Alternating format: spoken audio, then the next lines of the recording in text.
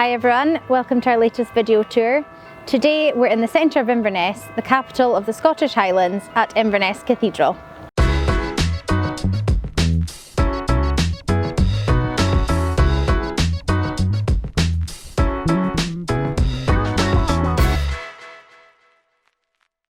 The cathedral has recently celebrated its 150th anniversary. It was built at a time where Victorian Gothic architecture was having a revival. Construction began in 1866 with the first service being held here in 1869.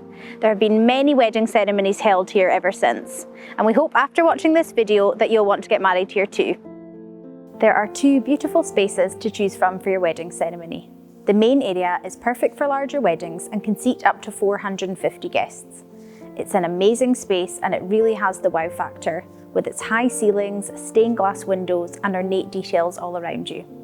Standing here, it's not hard to imagine all of your loved ones gathered together, watching you walk down the aisle to join your other half.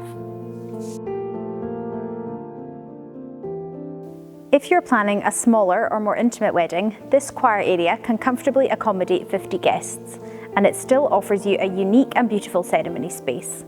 So please don't think that you have to have a large wedding to be able to get married here. Anyone can get married at the cathedral. You don't need to be a member of the church or be religious, and same-sex weddings are welcomed. The process to get married at the cathedral is really straightforward. All you need to do is complete a booking form and speak with the reverend. A clergy member is available on hand throughout, and you can also expect to have an organist, bell ringers and personalised floral arrangements available to you if you choose. Or you can arrange to have your own suppliers in place. There are a host of wedding photo opportunities in and around the cathedral grounds and along the riverside. The cathedral is open most days of the year if you would like to come down and have a look for yourselves, and we hope watching this video has encouraged you to do so. Thank you for watching, and we look forward to seeing you in the next video.